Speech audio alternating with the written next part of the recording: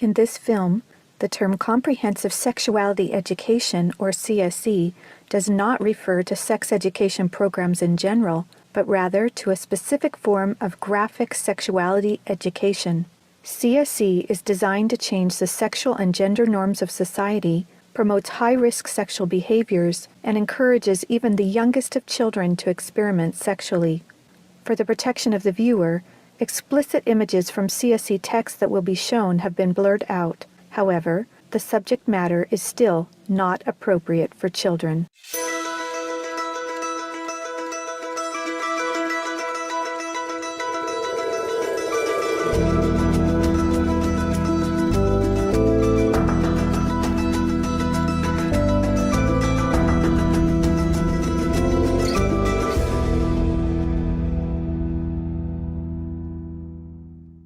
This is definitely an attack on healthy family life. It will affect your economy. It will affect your child rearing. It will affect your education system. This has horrified a lot of people in South Africa. And the tool that is being used, the weapons that are being used, is comprehensive sexuality education. As president of the American College of Pediatricians, I am deeply concerned about comprehensive sexuality education for 4 reasons. First, it sexualizes children. Second, it threatens children's health. Third, it promotes a dangerous gender ideology. And fourth, it undermines the parent-child relationship, which violates parental rights. My life's work has been to protect children by exposing the roots of the sexual revolution, the sexual rights movement that's led to sex education worldwide, globally. Say not to CSC! Say not to CSC! Say not to CSC! There is a worldwide war raging across the globe. Not a war of guns and weapons, but a war of ideas, ideologies, and worldviews regarding sex.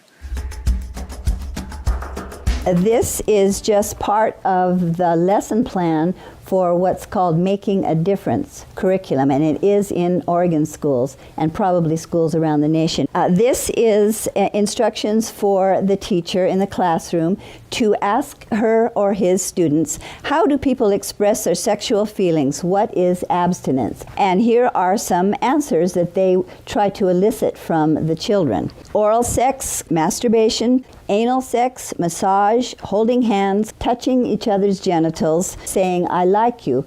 And what they're doing is equating all these things. Saying, I like you is equal to anal sex. Planned Parenthood is coming into classrooms of students who are 13 and 14 years old. They're giving them handouts, negotiating sexual encounters with other students. For example, there are statements like this: do you want to go back to my room? Do you want to get busy? Can I take your shirt off? It makes me hot when you touch me. Here, can you do that? Is it okay if I take my pants off? This is outrageous. This should not be taught in the classroom. We are state legislators from Minnesota, and we are pushing hard against the agenda to sexualize our children. Minnesota is on the leading edge of this radical agenda, and we're trying our best to fight against it. They're pushing a comprehensive sexual education agenda, including the book, It's Perfectly Normal. It is pornography. It is something that even some of my colleagues, men especially on the House floor, did not want to look at. Showing children as young as 4th grade. In fact, it's recommended for 4th graders as their comprehensive sex education. We couldn't show this on the television news, but yet we want our 4th grade children to be looking at this book. When a child looks at a pornographic image within 0.3 of a second, that's imprinted on his brain and her brain permanently. We know that there's an action that takes place which is called mirroring images, so that children will want to or will act out what they see. In the name of sexuality education, children are seeing obscene materials that have been ruled by Congress and by the Supreme Court impossible to show to children. Where we in Latin America, we still have a lot of poverty. We have communities that don't have fresh water, that don't have electricity, children that cannot finish even primary school. Focus is completely shifted from basic needs to this very idealized agenda. They get comprehensive sexual education without the consent of parents, taking and deconstructing the family. They have really concerning campaigns for children. The strongest one is "We demand sexual education, impossible to live without it." One of them is called Put It On. They have elementary students as young as 9 years old. Then they teach them how to wear a condom. And they have this plastic genitalia, and they even have young girls. They're teaching them how to put a condom on a male genitalia and boys how to put a condom on a woman's genitalia without the knowledge and consent of the parents. Most people are unaware that International Planned Parenthood Federation, also known as IPPF, is one of the largest providers of graphic, comprehensive sexuality education programs. With 65,000 service points in over 170 countries, this should concern governments and parents everywhere. My brother Luigi and I had an opportunity to go to the United Nations and give a speech on the UN floor. First, my brother explained about how we became orphans when both of our parents died of AIDS. I told them how Planned Parenthood was passing out a booklet for HIV-positive youth at the United Nations called Healthy, Happy, and Hot. This is for the kids who have AIDS. The booklet says its purpose, and I quote, "To support your sexual pleasure." It tells youth they can have sex in different ways. It teaches about sexual pleasure through masturbation, with same-sex partners, and even if you are drunk. One of the most disturbing things I think that I've ever seen as a physician, this pamphlet called Healthy, Happy, and Hot, put out by International Planned Parenthood Federation, tells young people, and you have the right not to disclose your HIV status to a sexual partner if you're not comfortable. I was just so offended at the booklet that Planned Parenthood put out, inviting people living with HIV to engage in the very acts that would harm them. It's all about rights instead of health. It also tells young people that are HIV positive that if they decide with their partner not to wear a condom, that's their decision. It's just this kind of information. It's so unbelievable to me as a physician. This kind of message was a death sentence to not only both of my parents, but also my brother Rogerio. I couldn't understand how a pro-abortion or abortion service provider in the United States of America was in South Africa and promoting the homosexual lifestyle. Here we're trying to protect young people from getting HIV/AIDS, and we're promoting a lifestyle that is very high risk. In Guatemala, an affiliate of Planned Parenthood is huge. They have more than 2,600 service points, 27 permanent clinics, and 5 mobile units.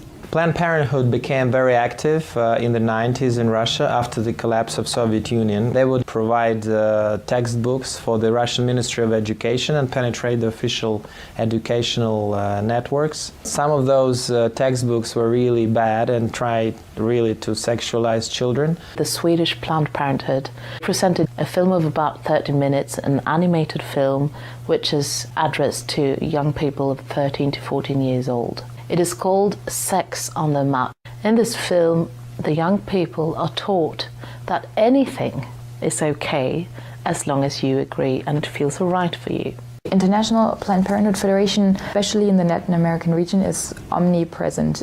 Be it at the mission at the United Nations, the person, for example, working on the actual language, drafting the document, is a direct International Planned Parenthood affiliate. We see the same thing in the Mexican government. They're usually the #1 advisor to the mission. They have a direct influence on the outcome documents, on what is established, what is negotiated at the UN. Planned Parenthood is one of the largest organizations in the world pushing sexual health and reproductive rights.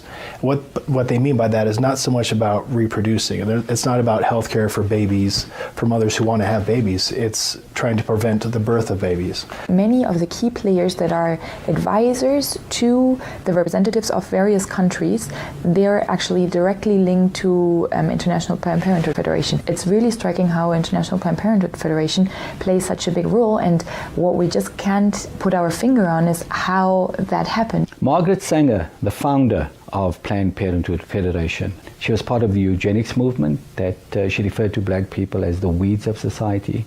She believed in this ideology that the weak people in society should be weeded out. They masquerade themselves as an agency here to help Africa plan its population.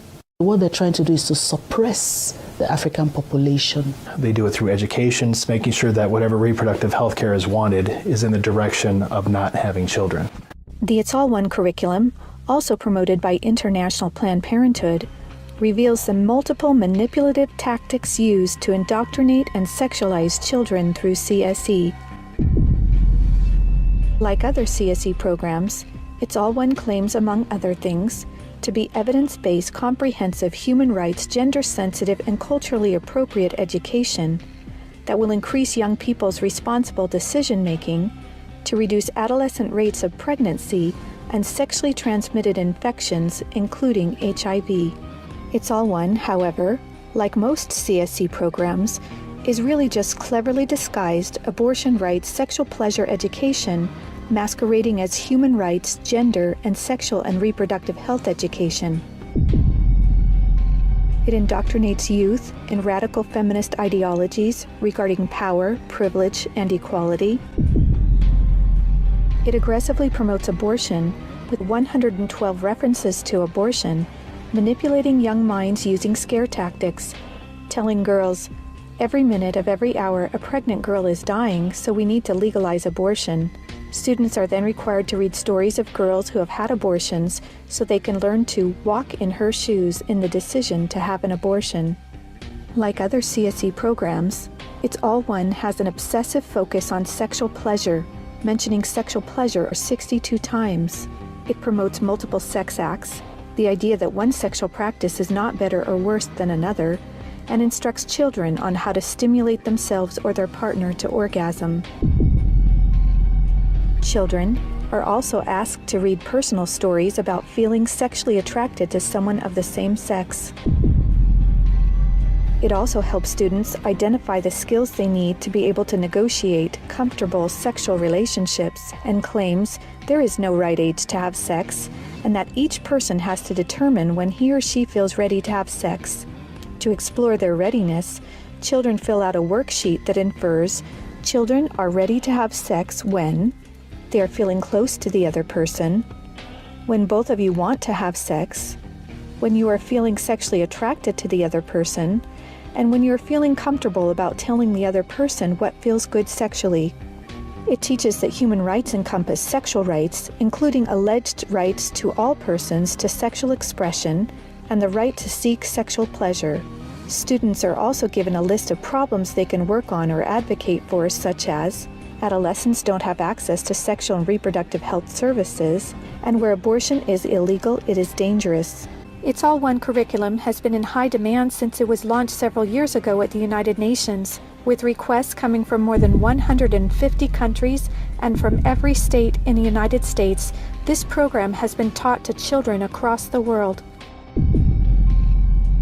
It can be difficult to understand why any organization would promote promiscuity and high-risk sexual behaviors to children through comprehensive sexuality education. However, hooking children on sex is a multi-billion-dollar business for Planned Parenthood and other similar organizations. This is because children, or prospects, once sexualized, become Planned Parenthood customers dependent upon their services, and then are turned into peer advocates or educators, recruiting other young people as peer educators to generate even more customers for Planned Parenthood. Some of the lucrative, youth-friendly services Planned Parenthood and their partners provide include sexual and reproductive health counseling, contraceptive counseling, including emergency contraception, abortion services, sexually transmitted infections, including HIV prevention, treatment, and counseling, and now they even provide transgender hormone services. Planned Parenthood aggressively and quite successfully lobbies governments and the United Nations for millions of dollars annually to fund their multiple services and programs, including CSE. Some of their top executives receive high six-figure salaries, yet most governments are completely unaware of their true sexual agenda. Just looking into the next years in the context of the Sustainable Development Goals, that determines the agenda for the next 15 years. The voice is very, very biased. It's just International Planned Parenthood Federation and their affiliates who actually make the suggestions. The United Nations is also aggressively pushing CSE for children worldwide. A prime example of this is the International Guidelines on Sexuality Education, published by UNESCO in cooperation with UNFPA. Some of the objectives of the UNESCO Sexuality Education Guidelines include teaching children, among other things, at age 5, that masturbation is not harmful, at age 9, about sexual stimulation and the definition and function of orgasm, at age 12, about respect for different sexual orientations and gender identities, and at age 15, that both men and women can receive sexual pleasure with a partner of the same or opposite sex. When I got to the UN behind closed doors, I was really shocked. Comprehensive sexuality education, which was being pushed at us, really meant encouraging children to experiment sexually. The comprehensive sexuality education is presented as a silver bullet that would solve all the problems. It's seen as the index to economic growth, as a solution to poverty, as a solution to everything. Even more disturbing are the World Health Organization standards for sexuality education in Europe. These standards actually suggest that children ages 0 to 4 should be given information about enjoyment and pleasure when touching one's body parts or masturbation, and given the right to explore their gender identities. For ages 4 to 6, children should be taught about same-sex relationships and respect for different norms regarding sexuality. For ages 9 to 12, the differences between gender identity and biological sex, and about their sexual rights as defined by International Planned Parenthood Federation. And finally, for ages 15 and up, children should learn to celebrate sexual differences, about violations of their sexual rights, and their alleged right to abortion. The UN's Children's Agency, UNICEF, also promotes comprehensive sexuality education, and as far back as 1999, UNICEF was also found to be promoting the sexual pleasure agenda. For example, on page 89 of a UNICEF-published Sexual and Reproductive Health Manual for Pregnant Teens in Mexico, UNICEF listed situations in which one can obtain sexual pleasure that included sexual responses directed towards inanimate objects, animals, minors, and non-consenting persons. The way they're doing this is to actually penetrate our schools. And so once it changes at the policy level, then we'll probably have no control over what is taught in the schools and who teaches it. An online CSE program for African youth called The World Starts With Me tells children that sexuality includes French kissing, oral sex, and masturbation. It then tells them it's their own choice if they want to lose their virginity. It shows children pictures of naked girls and boys in various stages of development, and then asks them to point out differences in their private parts. Parents likely will never know, as it is all done online away from home. This program has been found in Kenya, Uganda, Ethiopia, and Ghana, and is probably in many other African countries. We have had several high-level visits to Jamaica and the Caribbean from Prime Minister David Cameron of the UK, from the Secretary General of the UN Ban Ki-moon, and from President Barack Obama. This is about pressuring the Caribbean to accept the sexual rights campaign. Letters have been written, try to get the Nigerian delegation to actually yield in matters of comprehensive sexuality education. The UN is for all countries, great and small. As such, it should not be used as a platform to advocate tendencies, ideologies, or ways of life that are at variance with its core principles and mandates. Many times we're cornered by other delegations seeking to impose a radical sexual agenda. we were confronted with a text that was replete with controversial issues, extremely divisive in nature. The Nigerian government was actually told by the Western countries that if they do not give in, that they will be denied foreign aid. Let me express serious concerns regarding UNFPA's attempt to discredit the government of Nauru and its permanent mission to the United Nations during these negotiations. UNFPA has tried to convince my country to change our positions on issues such as reproductive rights and comprehensive sexuality education. Harassing my capital or going through UNFPA's regional office in the Pacific will not change my country's position. Madam Chair, does the UNFPA think it can do this because Nauru is the smallest member state of the United Nations? The interests of organizations like UNFPA and IPPF is to get parents out of the picture and to radicalize and sexualize children. At the UN, if parental rights is being proposed in a document, it's thrown out. A report by the United Nations Special Rapporteur on the Right to Education, issued to the UN General Assembly, claimed that children have a right to comprehensive sexuality education, aimed, among other things, at abolishing guilt feelings about eroticism, and that will teach about the importance of sexual diversity. In comprehensive sexuality education, the approach is to celebrate sexual freedom or sexual license, to celebrate experimenting from a medical perspective. When sexual freedom is the priority, then sexual health is going to suffer. You just can't have it both ways. If a sexual education program is teaching a child or leading a child towards multiple sexual relations, early introduction to sexual intercourse, it is, by the data, a public form of sexual abuse. Out-of-wedlock births are going to skyrocket. They're going to have many more abortions. They're going to have much more STDs. The probability of depressions and anxiety directly out of matters sexual increase very significantly.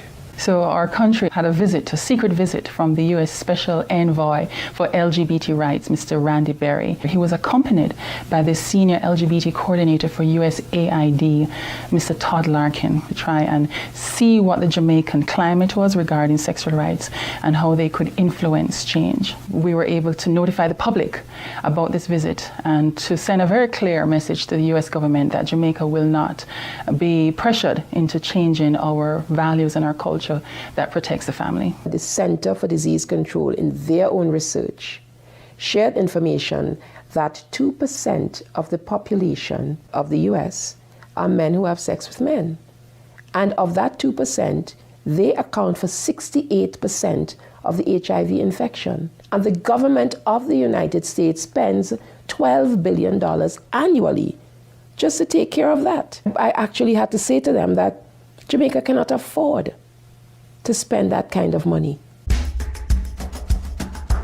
One of the handouts that concerns me the most is called the Genderbread Person. They teach that gender is a spectrum, that you can choose to be whatever you want. You could be all female one day and the next day feel like you're neither female or male. Frankly, it's confusing. It's mental molestation. We're confusing these kids as to what they are. The greatest medical fraud in history is to tell someone that they can change gender. I lived as Laura Jensen for 8 years. I discovered that biologically it is categorically impossible to change a man into a woman. My life was completely torn apart. We have a whole specialty in medicine called gender-specific medicine. Did you know there's male and female kidneys, male and female hearts? If there's a woman who needs a kidney transplant, she will do better with a kidney transplant from a woman, because a kidney from a male,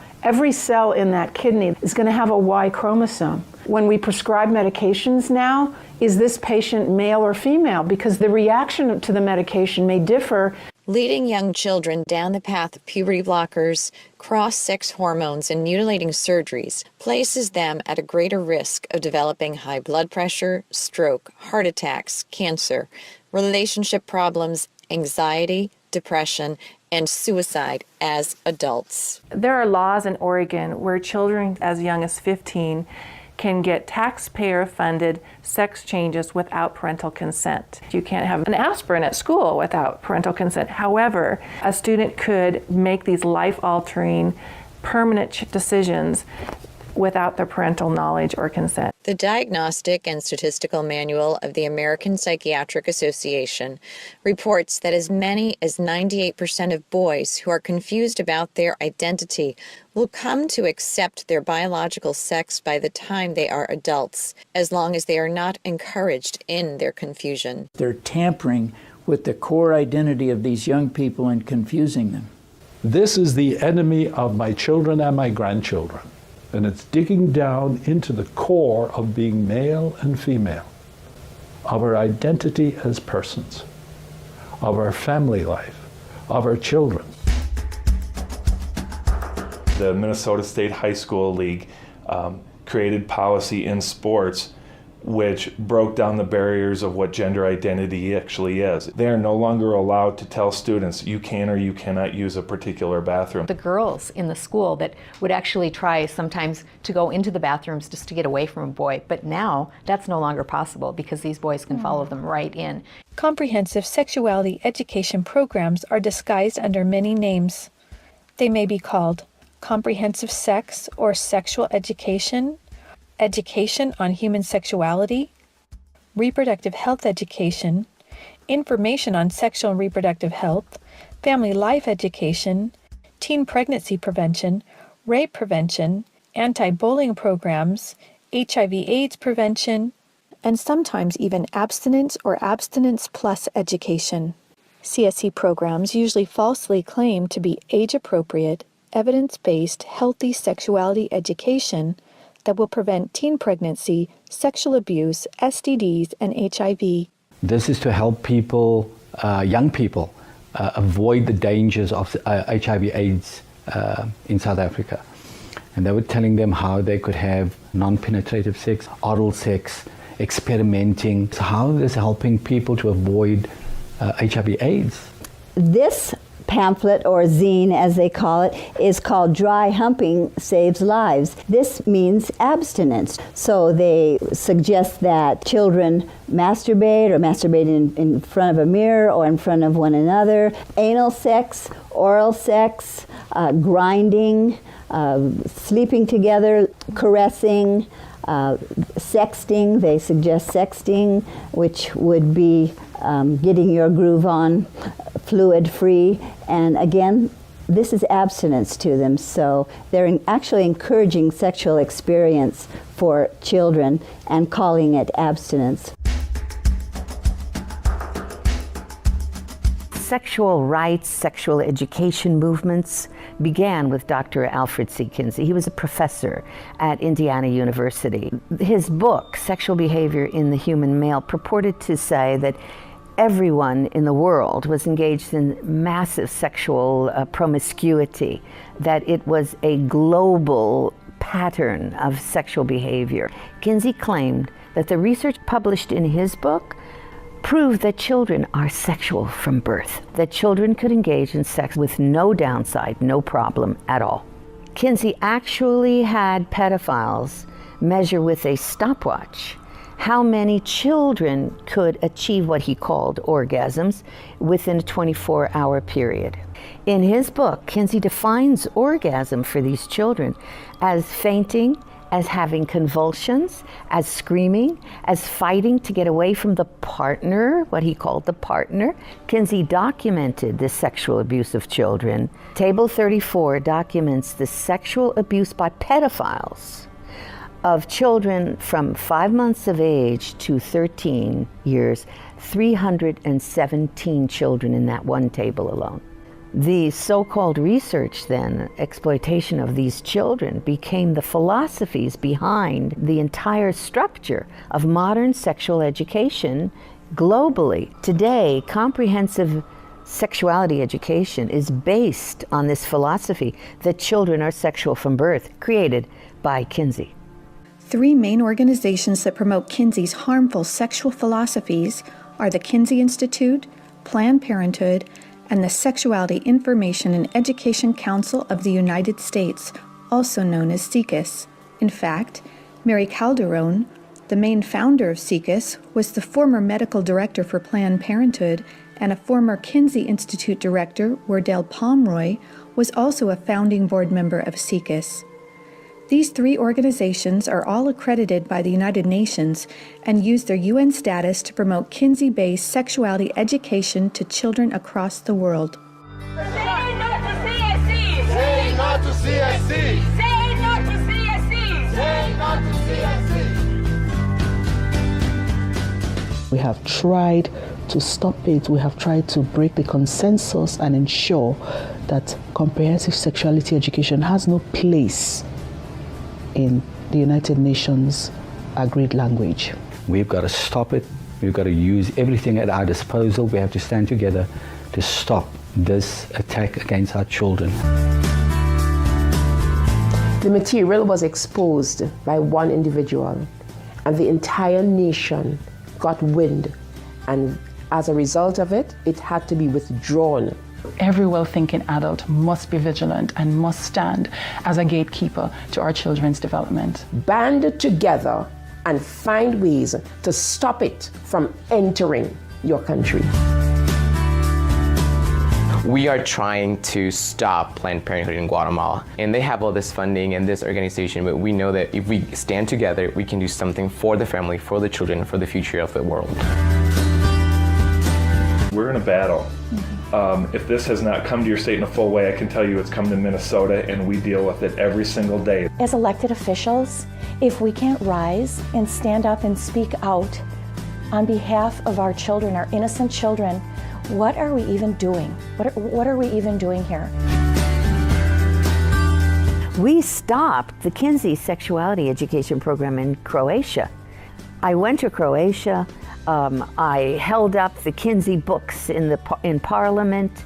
I described to them the basis of the Kinsey books and held up the children of Table 34. And the Constitutional Court banned that sex education program. The American College of Pediatricians wants policymakers to understand this. When considering a sexuality education policy, be certain you specify that it be a sexual risk avoidance program. You must reject comprehensive sexuality education. We want to teach children to avoid all the risks, 100% of the risks, by avoiding early sexual behavior. These people, whoever they are, who want to make the sexual only about the pleasure, are working to destroy everything we are building. We resist it, even with our lives, because that's what life is all about. It is time for parents to say, no, my family is mine. My wife is mine. I am hers. Our children are ours. They don't belong to the state. And people of different faiths can easily band together on this. I may be a devout Muslim. I understand this. I'm a devout Mormon. I understand this. I'm a devout Roman Catholic. I'm a devout evangelical. On this parental issue, we are all together. Just understand, it's happening on our watch. If we don't do something about it, it is all of us that carry that guilt. Men have to rise up, defend their family. On matters sexual, the fathers have got to stand up. Say that you have no place talking sexuality to my children. We must let the world know the roots of this radical, destructive Kinseyan sexuality education. That is the only way we will be able to stop the corruption, the destruction of the world's children. Family Watch International invites good people from all around the world to join us in this worldwide battle to protect the health and innocence of children. To learn more and to sign the petition to stop comprehensive sexuality education, go to stopcse.org. You can also help by encouraging others to watch the documentary and sign the petition as well. Together, we can and will protect the world's children. The time has come. The time